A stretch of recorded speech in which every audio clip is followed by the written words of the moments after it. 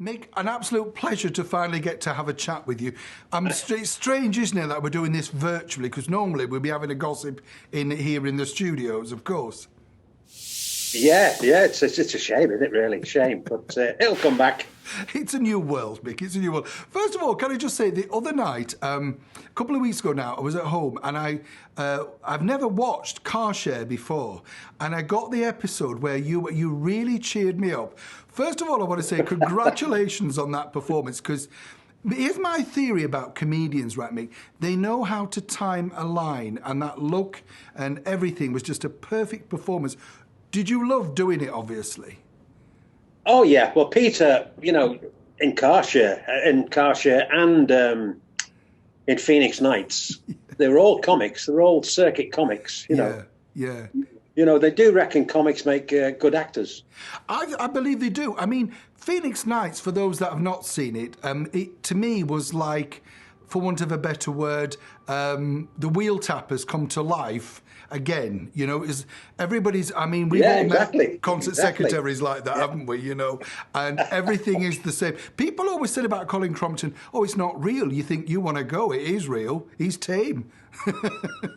That's it, Colin. And he used to get in a lot of trouble, Morecambe, he had that thing about Morecambe. He said, Morecambe, he said, they don't bury him, they stand him up in the bus shelters. Brilliant comedy, though, isn't it? I was lucky enough to meet Colin Crompton. What was he like off camera? Was he a shy man, or, how was he as a person? He was very confident, very confident. He was always smoking. I mean, apparently he used to time his act by how many cigarettes he went through. Oh, really? Because if you light a fag, it's usually 15 minutes if you don't really touch it. Yeah. So he could time an hour by 4 fags. Oh, I see. That's quite clever, actually, though, isn't it? Because my dad, bless him, he used to love Jimmy James. Do you remember the In the Box sketch? Yes. And Dad always did, he did, dare I say, a pastiche of that act, for want of a better word, Mick. And he said that he timed everything with the cig, and when you watch it now, you can see that, can't you? Well, I reckon I saw an old agent in London, he had his office in Ivory Towers, Park Lane, and he learnt off Lou Grade. And Lou Grade always had the cigar. Yeah. And apparently the cigar was thinking time. Because if an actor came in and said, why aren't I doing pantomime in the Palladium? Yeah.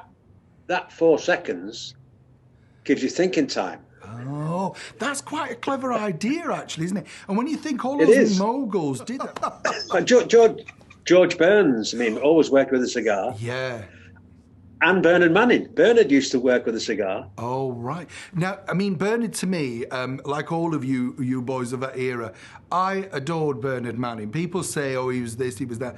Funny is my opinion, end of, And when you watch Bernard, I love the way, even in latter period when he was getting a little bit older, he just demolished Mrs. Merton, with 2 or 3 lines, and everybody said, oh, she didn't. You think, no, he was a genius. What was he like to you? What do you remember about Bernard? He was, well, being a Scouser, he always had the thing about Liverpool and Manchester, but he liked me. Yeah. He used to call me Shakespeare. He said, that Mick Miller, there's statues of him all around Stratford. Brilliant, actually, isn't it? And now that's going to stick in my head, mate. You know what I'm saying? And also, it was very clever. He went on the night John Lennon got shot, and it's his 80th birthday, isn't it, today? Yeah. He walked on stage and he went, well, he wanted peace. He's got it now. Straight off the top of his head. But you see, I suppose that comes to comedy today. What I like about you is you've transcended, the decades, if you like, and people, what they call the younger generation, love you as much. How have you managed to do that where others haven't, would you say? What is the key to doing that? Well, I think the look helps a bit. Yeah. With the youngsters. And they just like what I do, because I'm not racist. I don't go anywhere dodgy. It's all one-liners. It's all quite clever stuff. So I'm accepted, So I do the Comedy Store. I went up to Edinburgh. Yeah. Me and Jimmy Cricket went, and we sold out.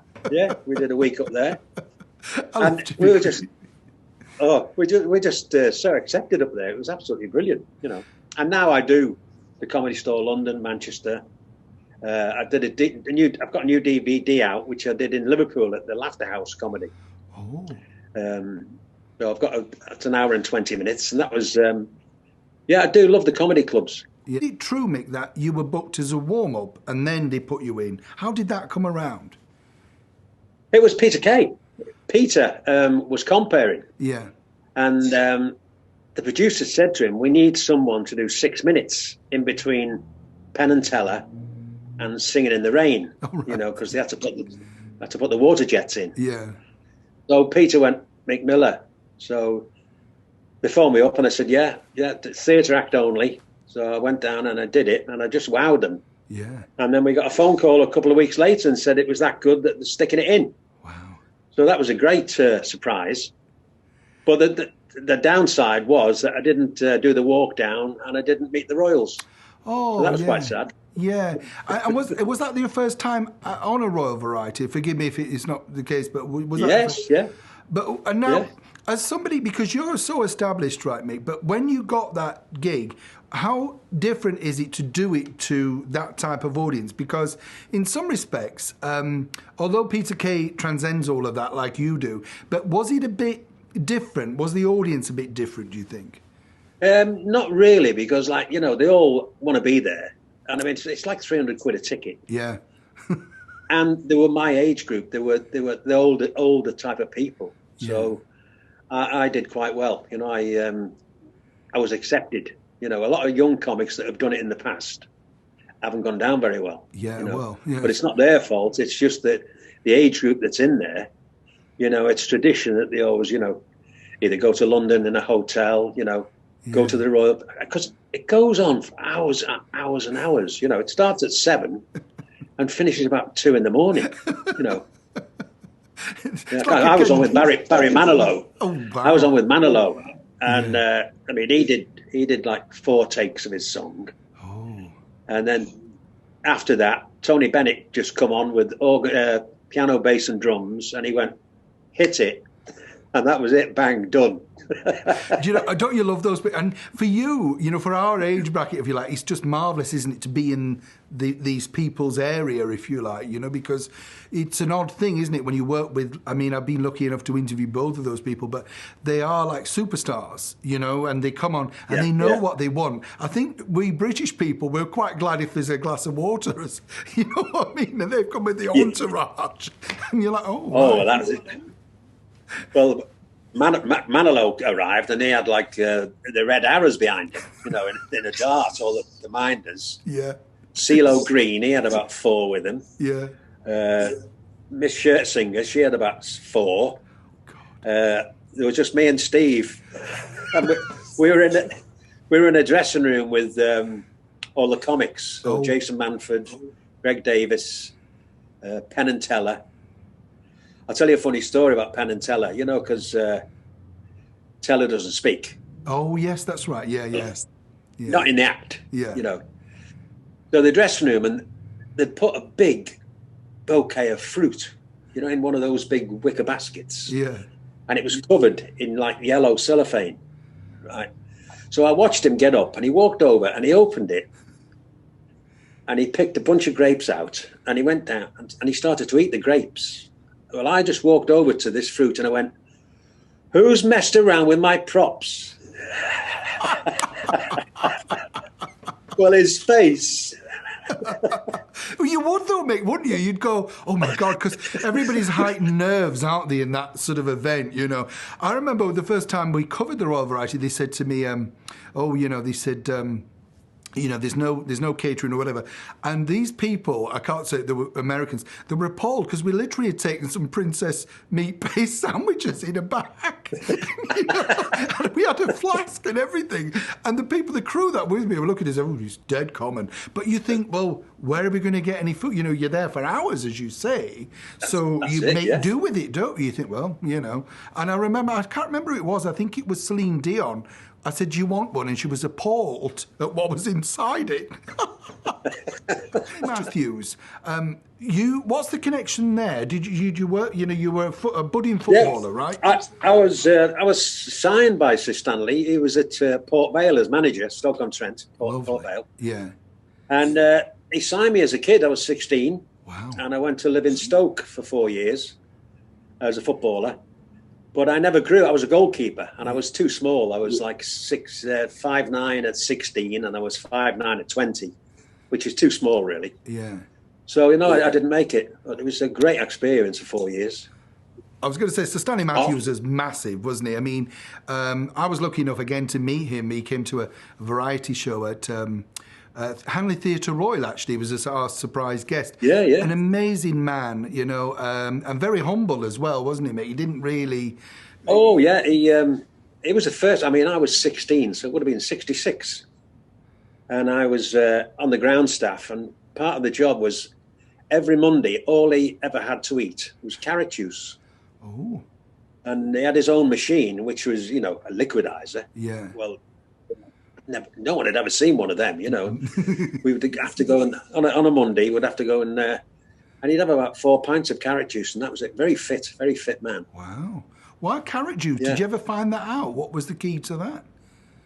I've no idea. It was just he was a fitness fanatic. Yeah. He was. So how did you bounce then? How hard was it, Mick, for you to bounce from your football dream to comedy? How did that evolve? Was that? Yeah, well, it broke my heart. Obviously, when you get told at 20 that you're on the scrappy, it broke my heart. Yeah. I went back to Liverpool, and I got a job on the railway, which was, you had to be in the union then, the NUR, which stands for no use rushing. And I was just hated every minute of it. And then my cousin was a blue coat at Pontins. And she said, well, why don't you come down and do the sports? So that's what I did. Sport in Camber Sands down south. Wow, yeah. Where they filmed Carry On Up the Khyber or whatever, yeah. Oh, anything with a beach in it. Yeah. And sand dunes is Camber Sands.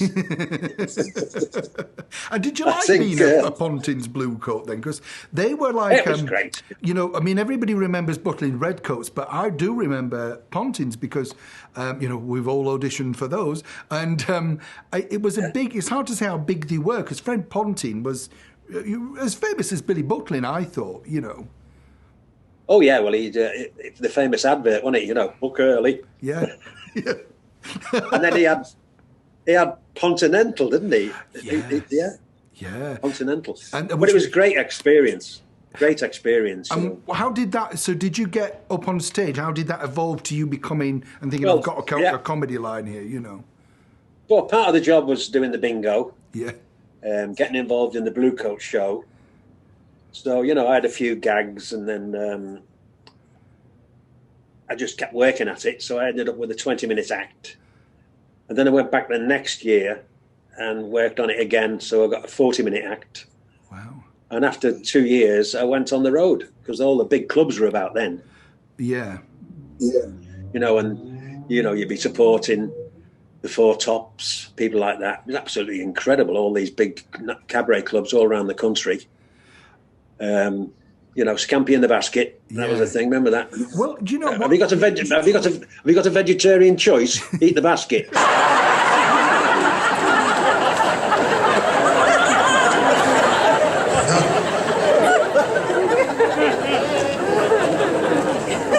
Any vegetarians with us? No, they haven't got their energy to put their hand up, have they?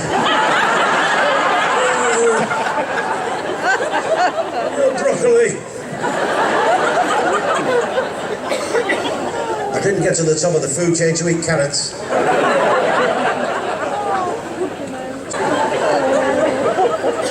Hey, it was back to the 70s. I've been watching you girls dancing around your handbags. Hey, keep your eye on that. My father actually knew the day he was going to die. The judge told him.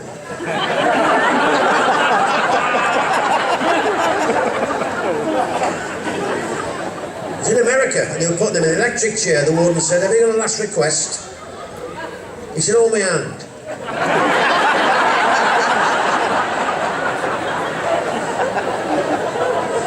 And every year on his anniversary, we put a little wreath by the fuse box. You know,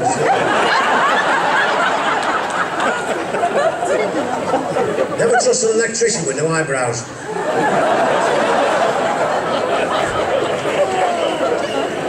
Now, I don't like flying. No. The thing is, you're right. I mean, I was lucky enough again to know the lovely man called Alan Clegg, who used to be the general manager of the Batley Variety Club in their heyday. You know, when they had all these big stars, and he was a lovely man. And he also, there was another guy that I met who ran the Wakefield Theatre Club, and these were very plush venues in their day, weren't they, Mick? You know, they were. Oh, they were fabulous. I did Batley quite a few times, but I did it with Chuck Berry.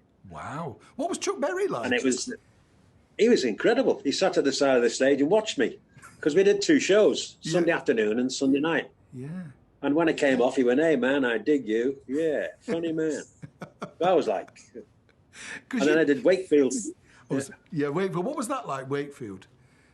Wakefield, they were all very similar. They always had a big band. Yeah. Started on Sunday night, finished on Saturday. Obviously, it was cheaper Sunday, Monday, Tuesday, Wednesday. Yeah. And then it'd be, you know, it'd go up in price for the weekend. I did that with, quite a few people. I did that with the Drifters, Frankie Vaughan. Lovely, yeah. I'll never forget Frankie Vaughan, because I'd never met him, and I'm from Liverpool. Yeah. And I'd just come off, and it was the dinner. I had the dinner suit on and the black dicky bow. And as I'm walking past the stage and down the side of the corridor, there was banging on the backstage door. Yeah. Anyway, so I opened it, and there's Frankie Vaughan and his wife. And he went, "Hello," and I said, "Hello." So come in, and he just said to me, "Any chance of getting a cup of coffee?" And I went, "Yes, I'm just come off stage." So I went out and I got him 2 cups of coffee and took him to the dressing room. Anyway, he come back to the dressing room. He went, "Mick, I'm so sorry. I didn't realise I thought you were the doorman." That's what I loved about the comedians and Wheel Tappers. It really encapsulated that era for those that remember it, you know. And I mean, I remember Wakefield Theatre Club, Mick, you know, and just before she exploded again, Tina Turner was on, and it was really cheap. Yeah. You know, nobody cared really. I don't want to sound awful. And then Dusty Springfield turned up, and you imagine Dusty Springfield going around Wakefield Market buying the smalls. You think, what does she do all day? Well, Shelley Bassey, you know, Tom Jones, they all did Batley. Yeah. You know, I tell you who else, Fleetwood Mac did a week there. Wow, yeah. I did it with a guy called Johnny Tillotson. He had one hit, Poetry in Motion. We all know Johnny that song. Tillotson. Yeah, we all know that song. Yeah. And then, so how did you end up, you know, because then you bounced into the Comedians, which, to give people a bit of background, the Comedians was a colossal hit for the genius producer that was Johnny Hamp. And actually, again, I've been lucky enough to interview Johnny, and he was his idea was very clever to just get people to do their act and then pick the best, you know, jokes out of that and link it all very cleverly together. But I mean, I remember watching that, and some of it, obviously I was very young and the jokes went over my head, you know, didn't get it. Now I think it's hilarious, Mick, you know. But how did you get it? Because it was such a big show to be on, wasn't it? Well, it it started in '72, and that's when the big lads were, you know, Bernard Manning, Frank Carson, Norman Collier was on it. Yeah. Who else? Ken Goodwin. Yeah, I loved Ken. All those guys, George Roper, Colin Crompton. Oh, yeah. And then they brought it back in 1979-80. Yeah. And they added three new ones, which was me, Stan Boardman and Roy Walker. And then that run for another 4 years. Yeah. But the good thing about the Comedians was, because it was on about 6 o'clock on a Saturday night. That's right, yeah. And everyone would watch it before they went out to the clubs and the pubs. So they'd all remember one gag. Yeah. And that was it. That was how it did. I mean, it did 6 months at the Palladium. Yeah. Comedian show. Incredible. Yeah, and when you think about it, because it did the 6 months at the Palladium and then massive sellout at the North Pier in Blackpool. And what I found fascinating, Mick, was that, you know, I remember Johnny saying people in the Palladium were worried that it wouldn't work because, you know, it's seen as a very northern thing for media to come on. But of course, it made so much money. And I, you know, as somebody who makes people laugh yourself, who were the people that made you laugh growing up? Who was the ones that you went, I like him and I like that? Who opened that gift of laughter for you? I liked slapstick, really. I loved W.C. Fields. Yeah. Groucho Marx. Max Wall, obviously, with the hair. Yeah. Mind you, his was a wig. This is real. Bob Monkhouse. Les Dawson. You know, Les became a great friend. Yeah. Lovely so man. I spent a lot of time with Les. Yeah. Yeah. But yeah, I like anything that's funny, really. You know, anything that I think's funny. I could never get on with people like Arthur Askey. That wasn't my thing, you know. Thinking about a bee. It's funny, actually, you say that, because I watched him in a film the other day, and I thought, you're not a comedian to me, you're a comic actor, you know? He's been a little bit of a busybody going around. But I never really got, as you rightly say, the bit where he's funny. I thought, good in films, probably good in farce and stage, but to stand up is a different thing, isn't it? And just be funny. Oh, yeah. You know what I mean? I think the king was Doddy. You know, Ken was the king. Yeah. You know, I was at his 90th birthday party and I got up and did 10 minutes for him. He was a lovely, lovely man. Did you? I always said to the young comics, you know, before we lose him, go and see him. Yeah. Because you'll be amazed. You know, 3 hours. Yeah, and I was going to say, and also not 3 hours ever dipping. It was just constantly funny. I want to touch on also, one of your big early breaks was in a thing that not many people, we don't see this now, Play for Today, which, again, colossal big TV show, isn't it, that, at the time? Well, it was Liverpool. Alan Bleasdale, who was a great writer. Yeah.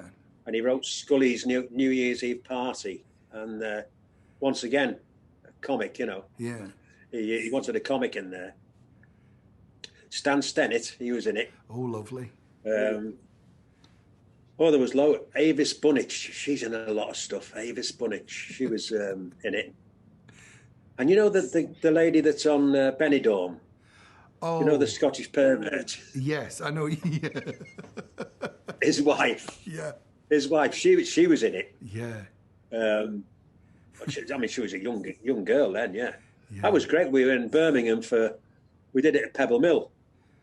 And we were there for a month. And I loved every minute of it. You know, it was great. It was a new experience for me. I was going to say, Mick, because when those sort of jobs came to you at that period in the 70s and stuff, telly was, it's hard to imagine this now, but telly was massive. And Play for Today's, although, again, I was a little bit too young to understand them, people went to school and to work and talked about them the day after, didn't they? They were that powerful, the dramas that they were making, you know. Yeah. Well, I had an agent at the time who was just wanted... he didn't want to do anything with my career. He just wanted to get the money in, you know. And I learned later when I left him that Peter Kay had a part for me in Phoenix Nights. And he turned it down. Wow. And then last year, I met a guy that was a producer of Brookside. Yeah. And he said, we had a part for you in that, but your agent said you were too busy. So... Do you know... But it's so true. I mean, the beauty about the world we're living in now, Mick, is that people can get you direct. You know, I think this is totally different because I've been lucky enough to interview many comedians and they've all had stories about, oh, you know, I didn't know about this, or somebody wanted me to be a binman in Emmerdale or whatever, you know what I mean? And you can see that they would have fitted that role perfectly. But because the agent doesn't want to take that level of money, it's very short-sighted because it opens up another career for you, doesn't it? As an actor, or, you know, you have to keep evolving. You know, I'm sure it's happened to a lot of people in the past. I'm not a fan. But also, I did New Faces. I won that in '76. Only one episode, you know. Yeah. But that made a few stars. Yeah. Who was on your panel, though, Mick? Who was the panel when you were on New Faces? Oh, it was Mickey Most. Oh, yeah. Tony Hatch. Yes, lovely Tony. Clifford Davis. I think it was Clifford Davis. Yeah, he was an agent, wasn't he, I think? Yeah. Yeah. Yeah, I think that's all the three I can remember. And was it nerve-wracking, Mick? Because, again, that was in my region. I don't know how it went in other regions, but that was on a Sunday afternoon for us. And I distinctly remember, I wrote off to New Faces, even though I was way too young to get on it, but, you wrote off to everything. And I just thought it sounded so glamorous, because I remember when Marty Kane was on, and she was funny, glamorous, and from our neck of the woods. So I thought, oh, it is open to us then. Do you know what I mean? It was a bit like that, wasn't it? What was your experience when you got there and everything? Can you remember how? It was great. It was obviously the first television ever done. Yeah. It was absolutely incredible. Yeah, and to do 2.5 minutes, I think it was. Yeah. That's all you had to do. So I got 2 hits. I got the show I won, then the final. Yeah. Where I didn't come anywhere really. I'm just trying to think of one at the final. Might have been Jim Davidson. All right. Yeah. Because Joe Pasquale was New Faces. Yeah, yeah. In the latter one, wasn't he? I think he was in the revised one, the 80s version. Yeah, when they put it in the theatre. Yeah. They put it in the theatre. And then, but do you know what I always find, and it's interesting this, Mick, when you mentioned about the panel, they were a lot more esteemed in many respects because Mickey Most had been an act and was a fabulous record producer. Tony Hatch, brilliant songwriter, record producer. And, so you didn't, I guess you didn't mind the criticism because they were at least experienced. They'd gone through a lot. Yeah. Today, you kind of think, well, what have you done? But overall, you loved New Faces. And did that open a lot of doors for you, Mick? Did you get work from that? Yeah. What was the most significant thing from that? Yeah, your money went up a little bit, and of course you got the clubs and a bit more respect. Before you hit any television, you get you get in there, you're doing 2 spots, and you get the pokey finger. Yeah. You don't like any blue stuff here. We've had them all here. We paid Bob Bunkhouse off. It's really I better leave now. Yeah. It's terrible, isn't it, the way they say things like, as well when you go to these places, and we've all had them, where they say, this is the dressing room, and you think, no, this is the gents. But that's okay, right, Why's my dressing room got 6 sinks in it? He's spot on, though, Mick. I've got to mention also as well, bringing it bang up to date, you were fabulous on The Last Laugh in Vegas.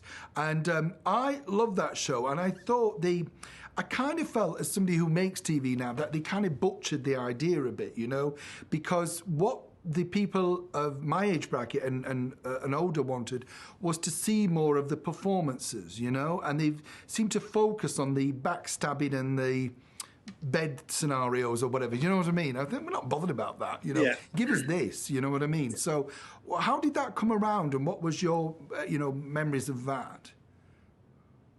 We just got a phone call asking, would we be interested? And then they came and watched me work. Yeah. And then they came to the house and, see what family life you've got and all that. And that's it. We got a phone call and, you've got it. Wow. So, and they filmed all that in the house, but it never went out. Yeah. Telling me that I've got it. Yeah.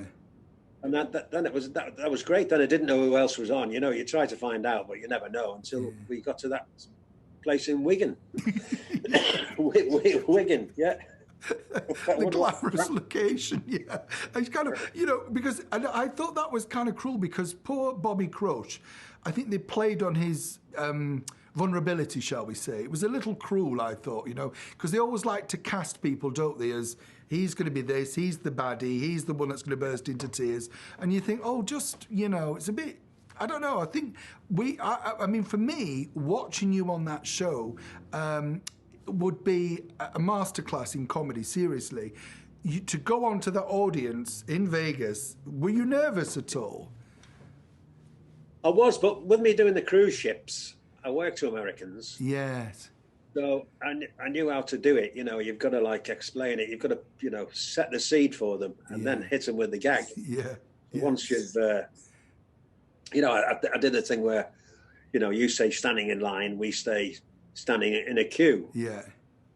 Then I've set a gag up, so they know what a queue is now. Yeah. So Would you want to go back there again? Because do you remember famously, the lovely Bernard did a documentary, didn't he, of him being at the hotel, and I remember that so vividly as a child because I was so nervous for him watching it, Mick. You know, I remember thinking, oh no, because when you do it, you think, oh no. And looking back, I didn't realise that Johnny Hamp had got Joan Rivers to give him some advice. You know, when you think about that, big names at the time.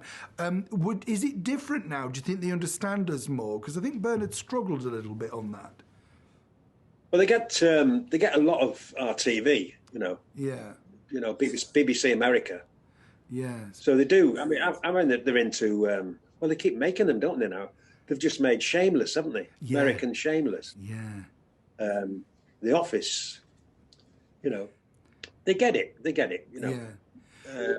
And I loved it. Mind you, I did do 2 spots, but they only showed the one. That's what I mean. That's what I think. That's what we don't realise in TV. If you're not, if you don't understand how it works, you look at something like Sue Pollard, consummate professional, knows exactly how to do it, and there's no nerves there. And I think, again, it was seemingly with Cannon and Ball, who were very funny to me, but they played more on their backstory. I thought, just let them go on and be funny. That's what they do. That's their job. Sue, a funny story about Sue. Did you see that bit where she's been sent out because we had no kettle in the house, so she's sent out to get drinks. So got the list, and she's pulled into this drive-through thing, and on the wall, and she's shouting all these things. 2 flat whites, cappuccino, 2 cups of tea.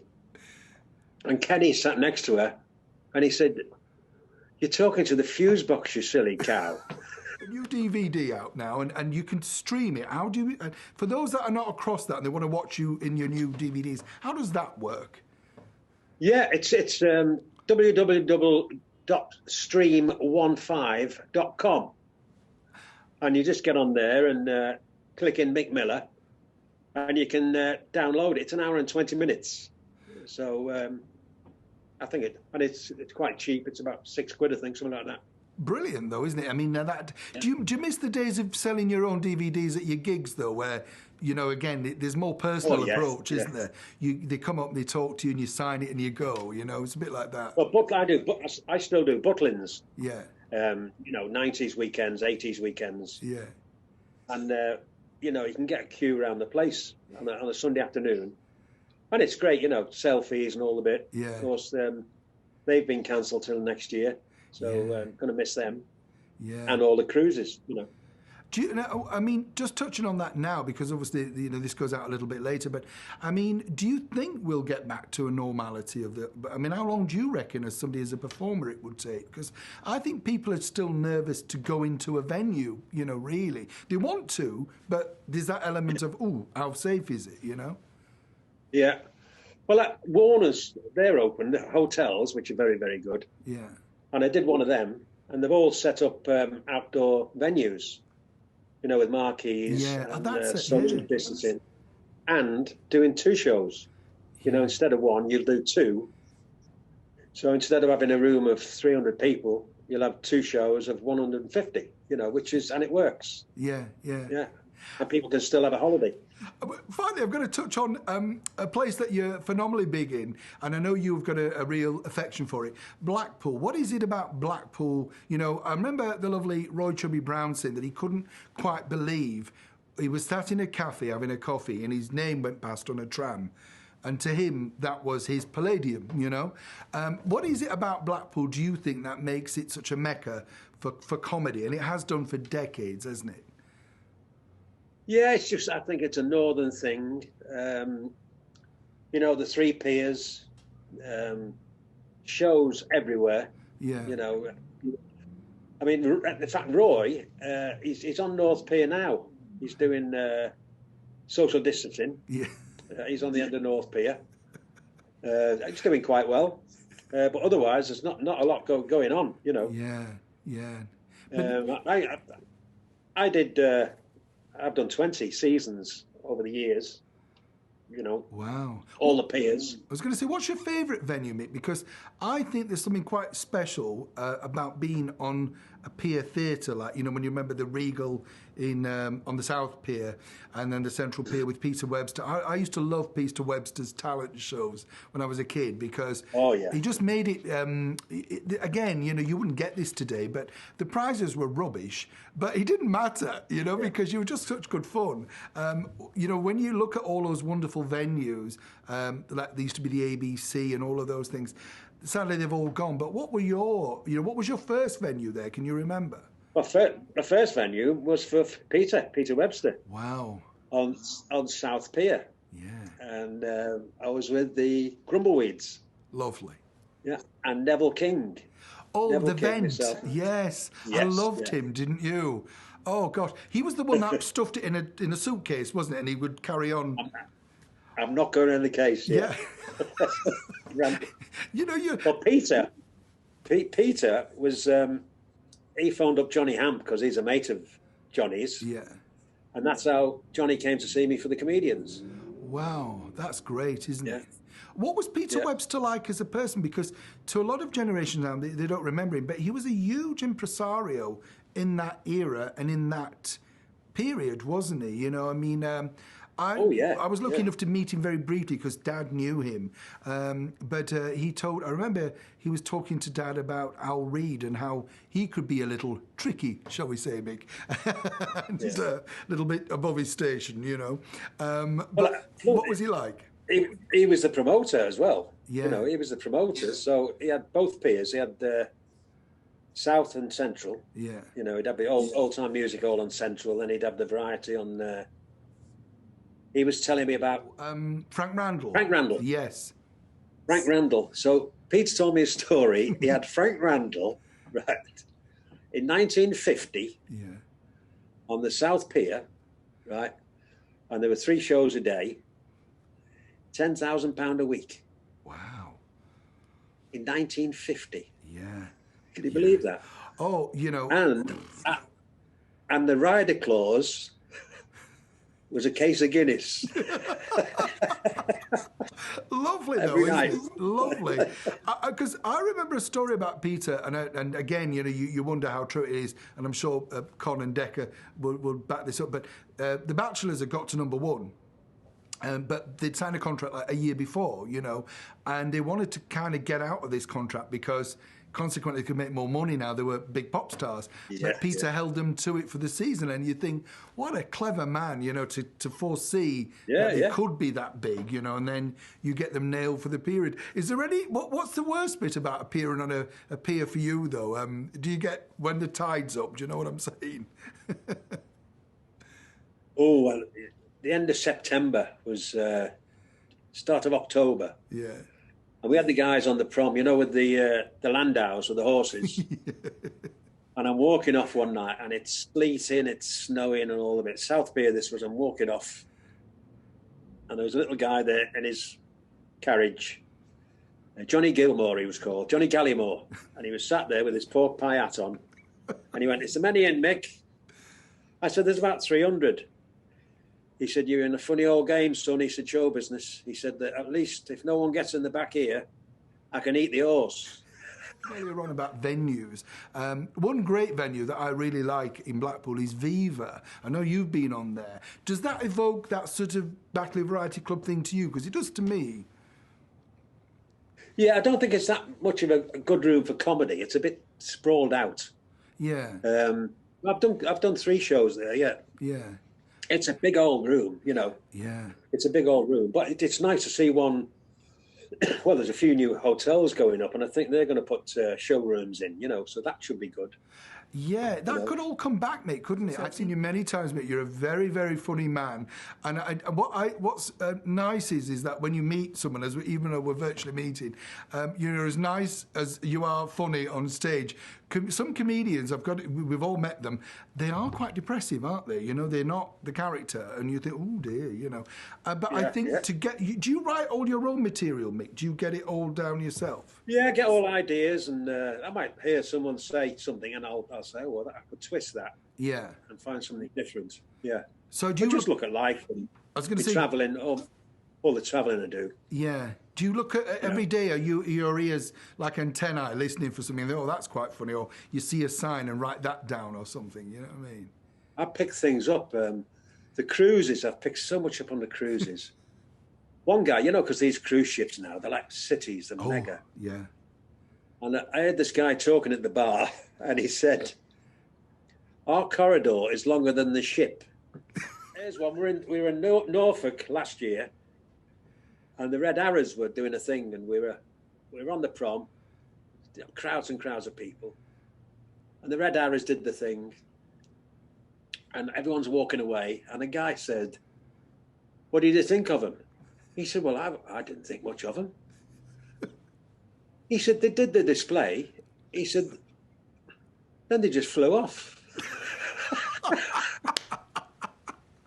It's just brilliant, isn't it? I just always find these, as you say, the bits of absurdity, you know, like especially when you're into. I was interviewing a while back at the very posh place, the V&A, with Michael Crawford of Phantom, right? And the woman, she's waiting afterwards for him to sign her book, and she said, "Mick, is he wearing the mask or what?" Oh dear! Clearly not, but you know, it's like, oh, okay, you know. And I think people, for comedy, it's gold for comedians, isn't it? Like you, because you just have to listen into conversations, and you know, you get them, and you think, oh, this is what people say now. This is how it is, you know. So, where are you? Where can we next see you live, Mick? When you're popping up next? Well, no television in the can at the moment.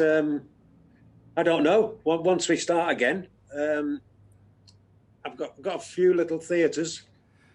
Chorley, the Chorley Theatre. When we can get back to it, you know. When we can get back to it. Wolfer's Comedy Club, didn't you, recently? Was that in Lytham? Or in Lytham. Yeah. I mean, you know, good reports about that. Domino's Pizza, Carl speaking. How can I help you? I said, well, have a guess, Carl.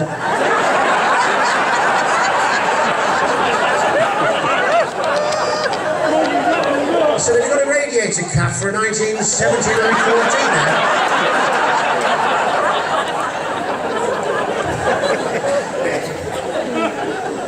I'm in the queue the other day, motorway services, and you know the way these kids now, you know, have you seen the way they wear the jeans? You know, round their ass, like that. So I'm stood next to two of them. I said, you must be pleased with all that weight you've lost.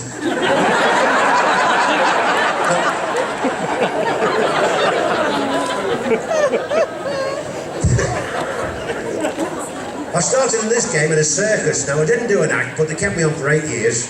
I was the only one that could get the tent in the bag. You're still incredibly funny and people absolutely adore you. Mick Miller, can I thank you so much for being my guest today? It's been an absolute thrill. Thank you so much. Neil, my pleasure. Enjoyed it. Thank you. Take care, love. Bye-bye. Bye.